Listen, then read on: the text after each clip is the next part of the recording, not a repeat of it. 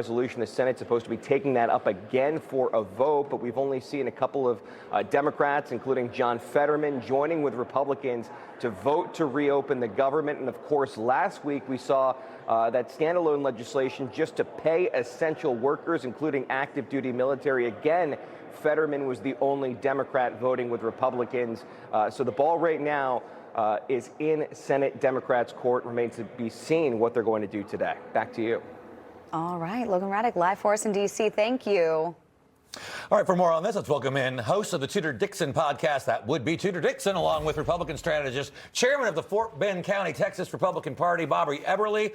Bobby, start with you this morning. The Senate, again, coming back. We just heard it, 13th time to try to end the shutdown. Not going to happen. November 1st, 5 days away. Department of Agriculture already warning that SNAP benefits, which is basically food stamps, going to start being cut. How much pain are Democrats going to put people through to not get what they want in the end? I think a lot. And unfortunately, 13 is my lucky number, but I don't think it's going to end up in a vote for the American people this time around.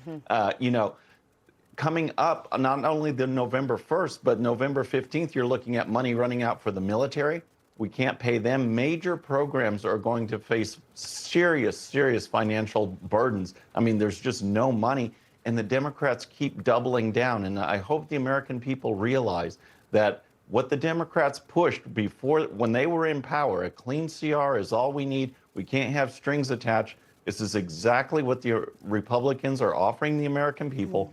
Just keep the government funded at the current levels, and let's get to negotiations. The Democrats are saying, no, give us $1 trillion of extra spending, these Obamacare subsidies and more, and the American people aren't having it. And Chuck Schumer and Hakeem Jeffries are on the losing end.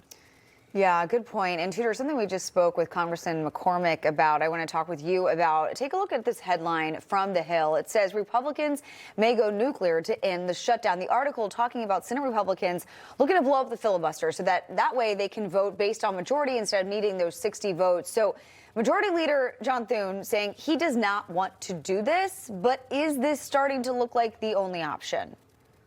No, and I don't think, I think that the majority leader is correct. That's not the right thing to do. I don't think that's the only option. I think that Democrats are feeling the pressure. You can only go to the well of lies so many times. They did this in 2018, and they tried to blame Republicans then, and I think they were effective, but they've lost a lot of ground, not only with what they did with the Biden presidency as a whole, but also the fact that they had this sham election, that they just put Kamala Harris in. People are on to what they're doing now, and even the media is struggling to defend the fact that they are willing to take away people's SNAP benefits, that they're willing to take away the military's pay, and that this is obviously just a political ploy. People know what they're doing, so I don't think it's the time for the Republicans to do that. I think this is actually making the Democrats look bad and look like exactly who they are. Yeah, I was flying this weekend and thinking about all those TSA agents, all those air traffic controllers that are doing this for free right now. That just makes me wonder. All right, okay, I do have to pivot to this. The New York City mayoral race, 2 weeks from or a week from tomorrow.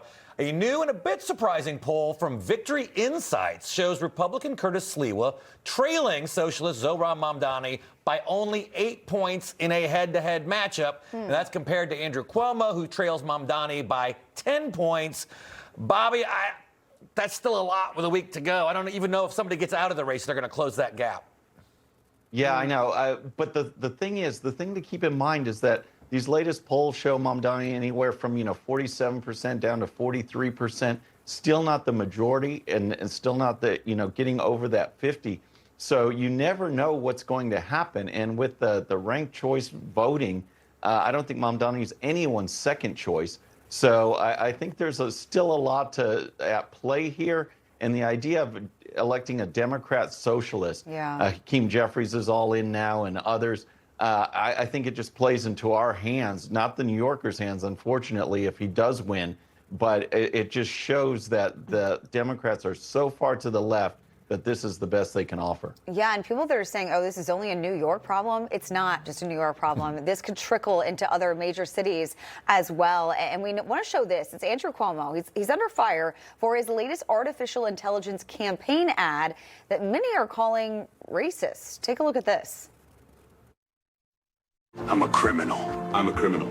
I'm a criminal. I'm a criminal. Yep.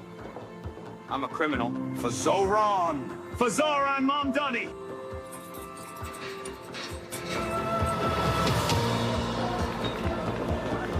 I didn't have a real job until I was 30, but sure, give me the keys to the city. What's the worst that can happen? Paid for by Cuomo for NYC. All right. It's a bizarre ad to throw out there the week before election. Tudor, what's your take on that? And really this whole race and what we're seeing play out. New York could very well have a socialist mayor 1 week from tomorrow.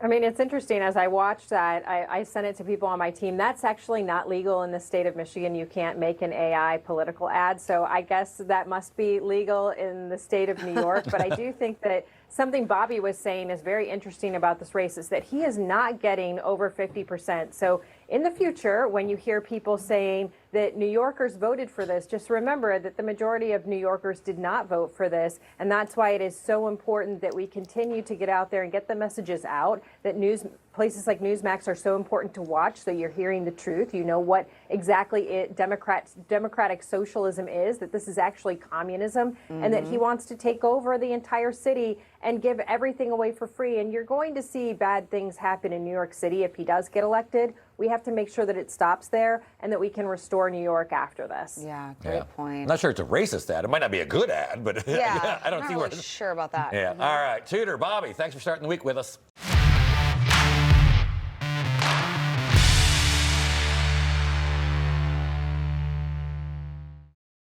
All right, friends, thanks again for tuning in. I really appreciate it. And before you go, please hit that subscribe button above. Once you do, tell your friends, share it, spread the word about the 13-minute news hour so we can keep growing. And for more great content, check out these videos right here, and I'll see you next time.